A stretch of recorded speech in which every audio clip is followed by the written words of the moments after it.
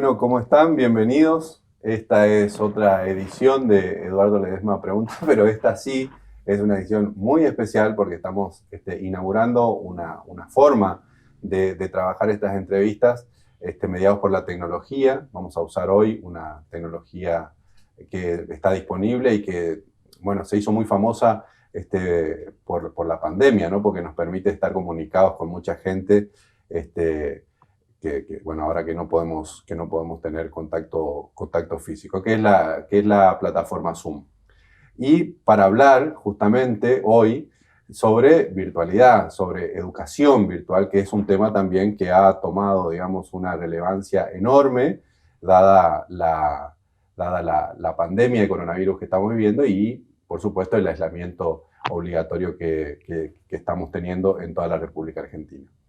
Y para hablar de todo este tema, convocamos a una especialista, a Patricia Belén de Mut Mercado, que es profesora, es licenciada y es doctora en Ciencias de la Educación.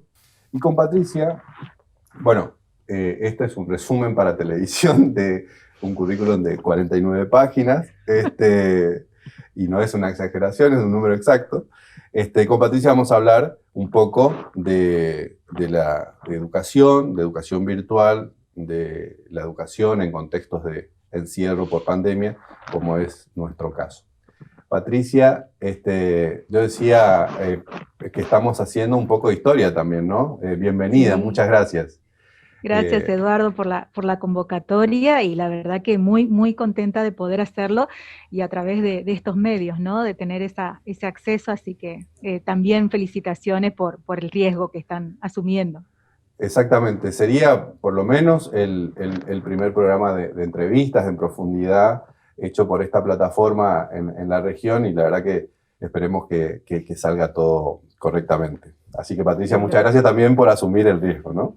Exacto, Este, exacto, ahí vamos. bueno, Patricia, las escuelas están cerradas, y de alguna manera la educación continúa, ¿no? En muchos casos, no en todos lamentablemente, pero la educación continúa.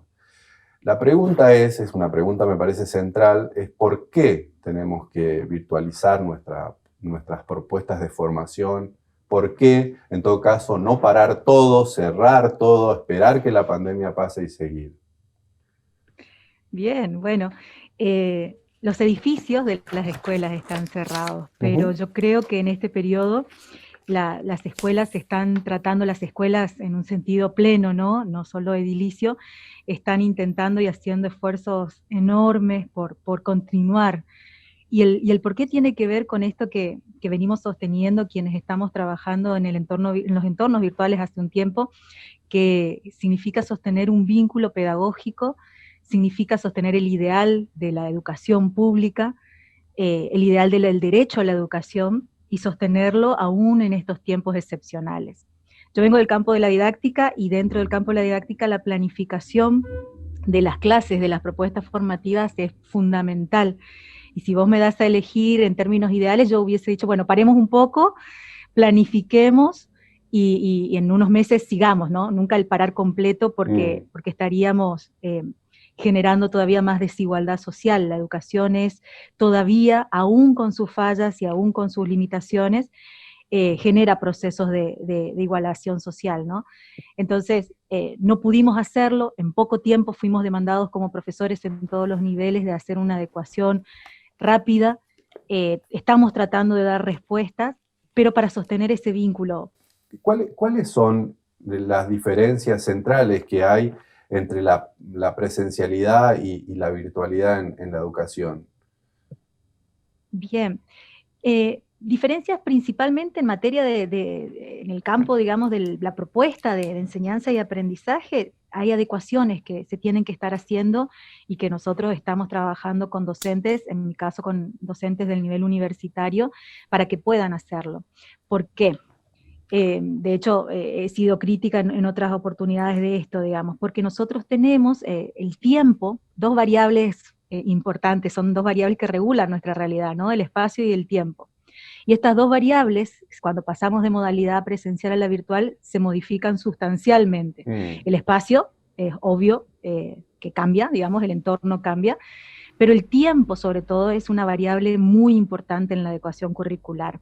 Y entonces nosotros como profesores tenemos que prestarle mucha atención porque ese tiempo que estaba regulado por el encuentro físico de 7 de la mañana a 1 de la tarde, por ejemplo, en otros niveles, o cuando tenemos un módulo en el nivel universitario de 3 a 4 y media de la tarde, ese tiempo de encuentro ahora debe ser resignificado en tiempos de aprendizaje sobre todo. Claro. ¿Qué quiere decir esto? Pensarlos en cómo el otro, que no está en contacto físico conmigo, va a trabajar desde ese lugar distante sobre las producciones, las actividades que le tengamos que desarrollar, digamos. Ahí vamos a volver dentro, Sí. dentro de un segundo. ¿Y cuáles son, qué es lo que hay que cambiar desde el punto de vista de la actitud y de la aptitud docente, digamos, para modificar ese entorno y para poder generar el conocimiento en estas otras características, en este otro contexto? En ese sentido, nosotros lo que trabajamos sobre todo con los profes es primero tener esa conciencia, ¿no? No podemos mantener los mismos tiempos. Yo he visto en algunas instituciones que están proponiendo mantener el tiempo presencial y ponen a los chicos a trabajar desde las 7 de la mañana hasta las 12 y media del mediodía.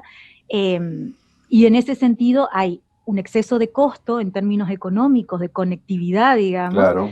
y genera, y puede generar, digamos, lo pongo en términos de posibilidad, mayor exclusión.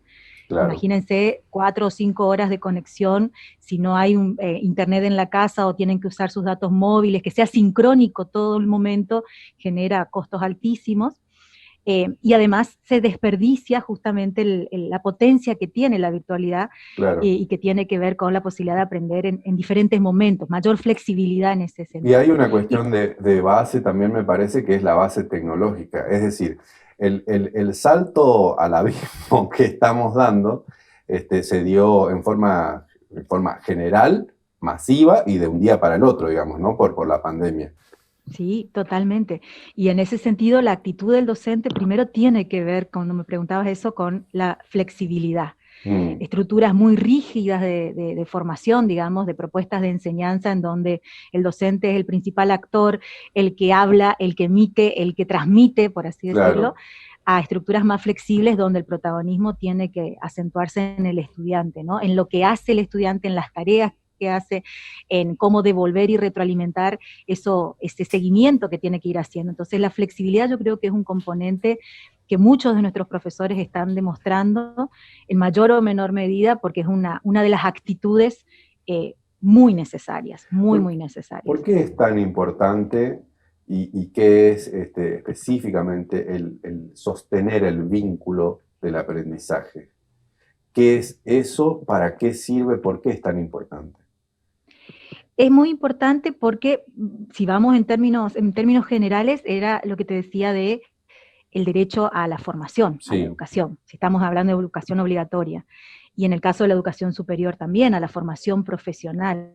Si nosotros frenamos los procesos educativos en este momento completamente y esperamos a que pase la pandemia, estamos perjudicando, entiendo yo, a personas, a sujetos que se están socializando, primero, claro, que se están formando, que se pueden llegar a recibir o no este año. Estoy pensando en términos de la universidad, por ejemplo. Claro. Pensemos en los chicos de los últimos años de las carreras universitarias. Es un año de vida, o son meses de vida, que si nosotros frenamos completamente, los perdemos, ¿sí? No los sostenemos, no les damos esa malla social necesaria, por así decirlo.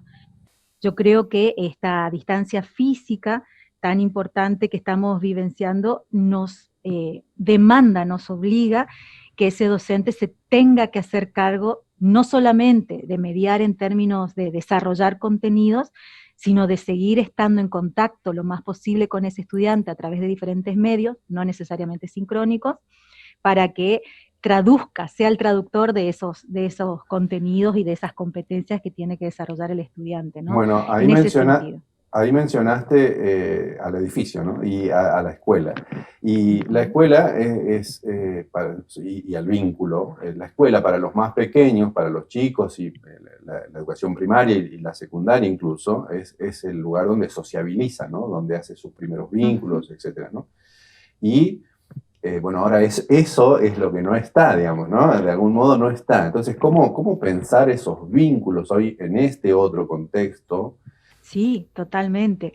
Y por lo menos a la perspectiva que yo adhiero tiene que ver con esto de toda la psicología cognitiva que trabaja la cognición social, donde cada vez se va comprobando en términos empíricos y experimentales en materia de investigación que de ninguna manera aprendemos solo, ¿sí? Mm, Sino por mediación cultural.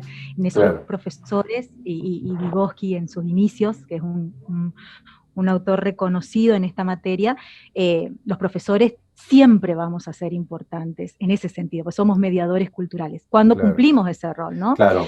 Entonces, ¿cómo hacer para que eso, que es un disvalor, si uno es un docente que no está tan flexibilizado, se convierta en una ventaja para poder apoyarse más tal vez en el estudiante y empezar a generar estas condiciones? Y en ese sentido también es una cuota de humildad la que nos está proponiendo esta realidad también, de poder contar con ellos, como decís vos, y apoyarse en ellos y poder interesarnos en cuáles son sus intereses también para atraerlos. ¿Por qué? Porque ellos manejan las tecnologías, como decís, y sus intereses están dispersos en un cúmulo de tecnologías muy variadas, que nosotros deberíamos poder usar a nuestro favor para que se orienten hacia el aprendizaje que Claro, queremos que ellos desarrollen, ¿no? claro.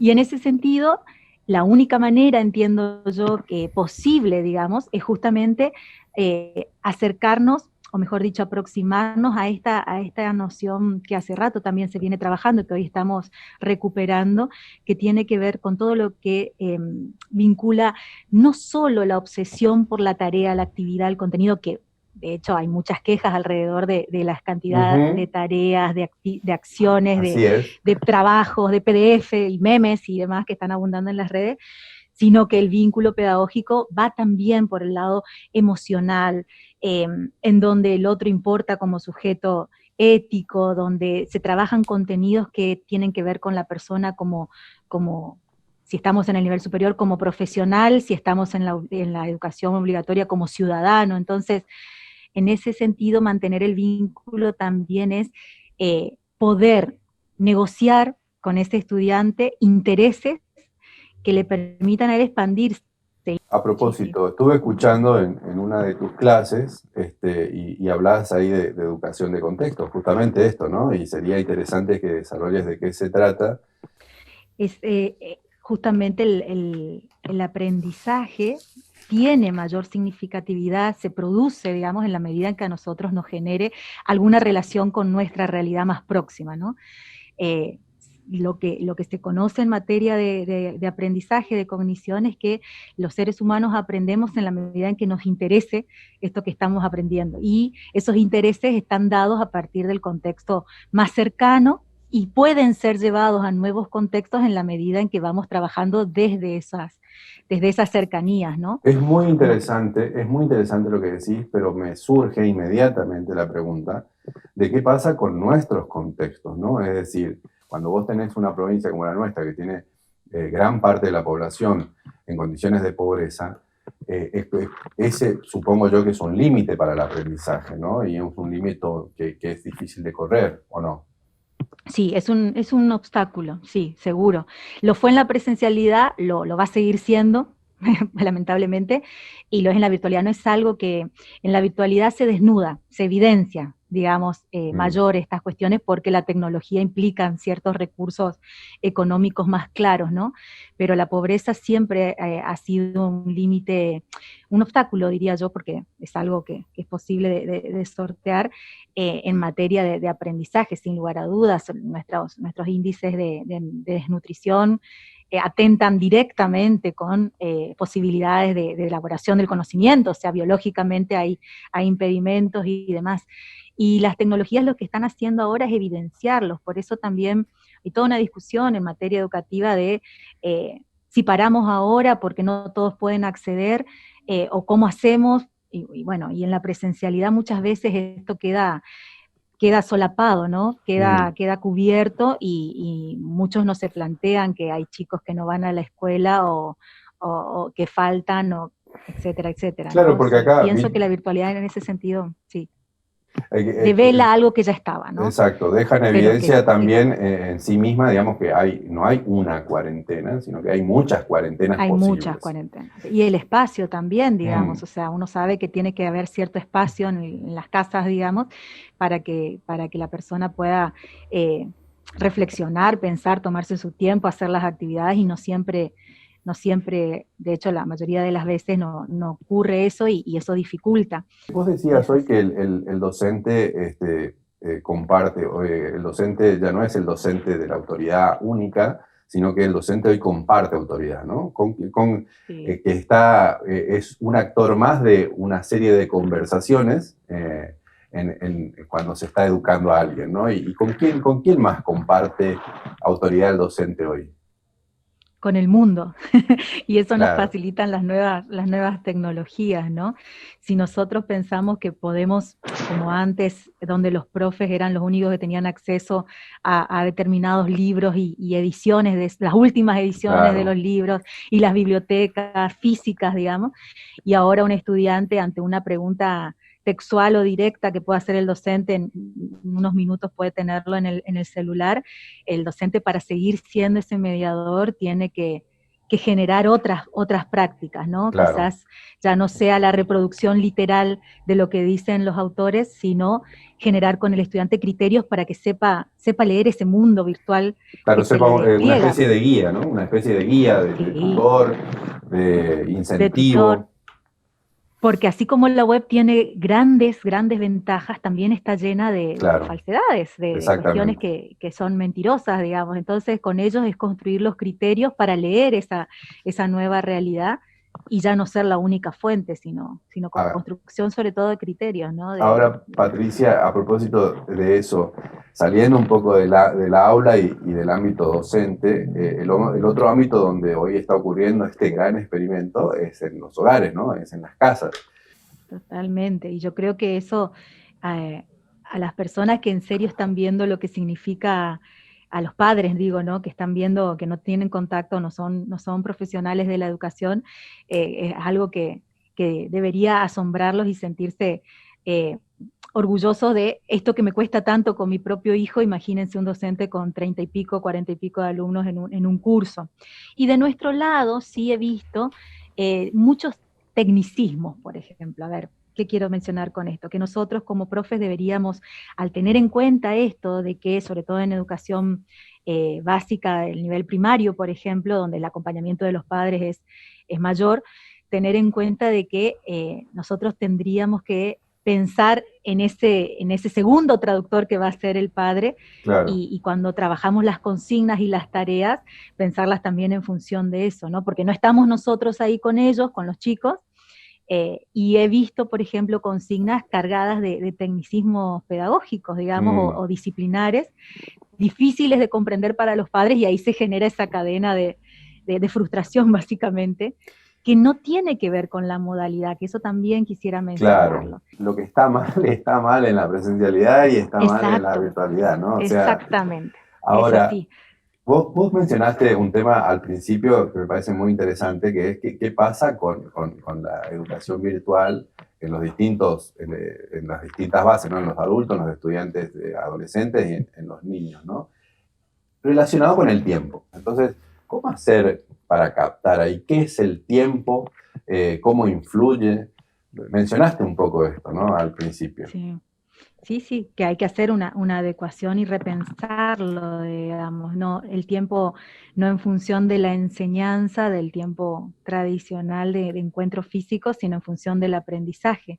Y depende del destinatario también, digamos. Yo creo que ese es un reclamo que está haciendo la sociedad en distintos formatos acerca de que se están viendo excedidos en los tiempos. Bueno, en los tiempos laborales todos, digamos, Claro, pues estamos todos muy dispersos en horarios, ¿no? Pero hablando de lo educativo, en los tiempos que les está demandando a nuestros estudiantes poder desarrollar todas las actividades que se les propone, pero porque no estamos pensando en ese destinatario, ¿no? Entonces imagínense ustedes que lo que ocurre es tenerlos 4 horas conectados sincrónicamente, dejándoles tarea, para que después en la casa, desconectados, digamos, siguen en la casa, ¿no? Claro. Desconectados puedan desarrollarlas. Es excesivo para un niño en ese sentido. Entonces, hay que regularlo, el tiempo sincrónico hay que regularlo, y después pensar también, bueno, ¿cuánto tiempo una criatura, un adolescente o un joven o un adulto, si estamos en un curso de posgrado, porque los cursos de posgrado siguen en la virtualidad, Claro. tiene disponibilidad diaria? Y excedernos de las 8 horas como está pasando es abusivo. ¿Cómo está esa adaptación? Digo, en general, vos tenés contacto, estás viendo, estás pudiendo evaluar cómo estamos nosotros en cuanto a esa adaptación de la presencialidad a la virtualidad en términos teóricos y prácticos, tal vez en una evaluación que se esté haciendo en la región, incluso comparado con la del país. Uh-huh. Nosotros tenemos un sistema educativo lamentablemente muy asimétrico en la presencialidad y en la virtualidad. Uh-huh. Y lo que tenemos a favor, entiendo yo, como sistema, son programas que vienen hace varios años desarrollándose en diferentes gobiernos, con mayor o menor impulso, que tienen que ver con estos procesos de integración de las nuevas tecnologías al aula virtual, pero que llegado esta situación han sido claramente insuficientes, digamos. Entonces, personas, de hecho, en la provincia existen muchos especialistas en tecnología educativa a través de programas gratuitos de formación que se han venido desarrollando. Y de hecho en nuestra provincia se viene trabajando, sobre todo en el nivel superior, que es donde tengo mayor conocimiento, con programas fuertes, digamos, ya hace varios años, y que ahora se han puesto a disposición de esta situación. Pero como eso tenía que ver con voluntarismos individuales, o sea, yo podía tomar la carrera de especialización o tomar aquel curso, esto no es simétrico, no está generalizado. Somos potentes en muchos aspectos, pero en otros no es una cuestión general, digamos. Y en este sentido yo creo que la ventaja, digamos, que tenemos en este momento es que si recorren las redes sociales y los portales de facultades y demás, también se han abierto innumerables cursos gratuitos a disposición para todos los niveles. Claro. O sea, nosotros en Argentina tenemos grupos de especialistas que están trabajando hace mucho tiempo y que ahora en todo momento hay propuestas semana a semana de tomar una clase en línea, un webinario, como le dicen ahora, los seminarios vía web, conectarse. A nivel internacional también hay mucho de ese desarrollo, entonces hay una potencialidad muy grande también, fuerte, ¿no? Muy grande, muy grande, y que en este sentido también lo que hace varios años se empezó en materia de política educativa en relación con las nuevas tecnologías, creo que va a ser un reimpulso más en este contexto, digamos.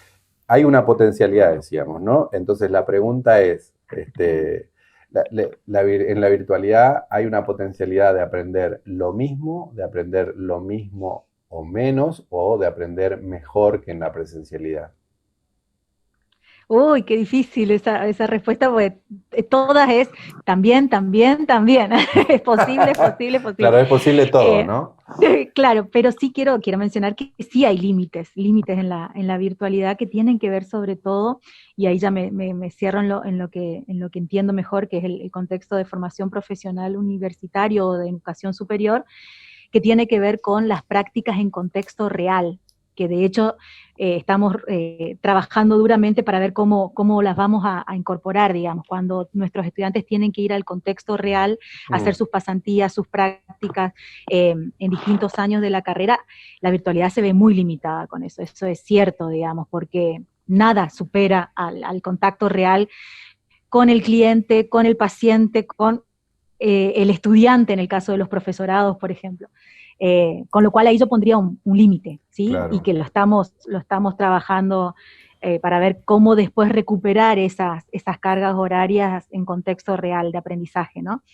Pero después en todo lo otro, creo que la virtualidad bien desarrollada tiene las mismas potencialidades que la presencialidad. ¿Sí? Te escuché decir que en una de tus clases, que bueno, esto está teorizado, ¿no? La duda es generadora de conocimiento nuevo, digamos, ¿no? Generalmente. Mira, yo creo que sí, y no es una respuesta cursi ni romántica la que te voy a dar, sino que justamente a partir de ese presupuesto epistemológico, ¿no? Que Mm, nosotros aprendemos y mejoramos nuestro aprendizaje y nuestra adaptación a partir de la incertidumbre del contexto.